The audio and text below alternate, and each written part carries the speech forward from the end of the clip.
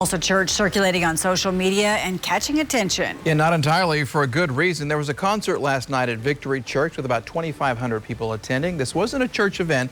The church rented out their space for this concert. Some people online question whether an event like that is the best idea during this pandemic. Tonight, the pastor defends the event, but he does tell 2 Works For You Sierra Pizarro there is something he would have done differently.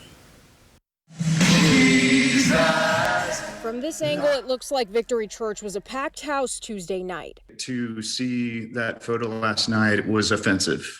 Tulsa business owner Nicholas Flores saw the video on social media and shared it while expressing his disappointment. It felt unsafe. The audience sang out loud, many of them without a mask. You know, I understand that we're all trying to do our part, and we are, as a church, asking people to follow it. But again, we're a church. We're not going to reject people and push people out of the room just because they take their mask off. Victory's pastor Paul Doherty says they have room to seat 5,000 people, but only went up to 50% capacity this night.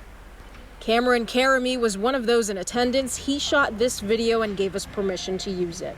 In reality, we just need to go on with life and enjoy life and live by faith and go forward. Not including Sunday service, this was Victory Church's first event this year, and they say they don't have any more scheduled.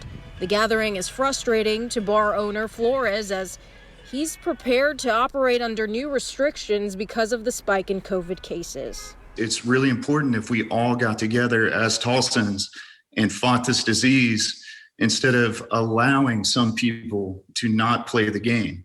According to the Tulsa mayor's executive order, events and gatherings with 500 or more attendees are required to submit a COVID-19 safety plan for approval by the Tulsa Health Department at least 14 days in advance. A representative with THD says they did not receive a safety plan for Tuesday night's concert and adds anyone attending large gatherings should monitor for COVID-19 symptoms and get tested 5 to 7 days after. I'm waiting to hear back on whether the church would face any consequences for not submitting a safety plan. Pastor Doherty also attended the event, but wasn't in charge. He says the building was rented to Bethel Music, which hasn't responded to our requests for an interview. Looking back, Doherty says he would have done one thing differently. I would have said, you know what, I think you should keep the stage, measured away where people can't come up close. I'm Sierra Pizarro, 2 Works For You. Sierra, thank you. Now, the City of Tulsa's mask ordinance states that there is no fine or consequence for non-compliance unless a business owner or employee reports non-compliant people to police for trespassing, disturbing the peace, or disorderly conduct.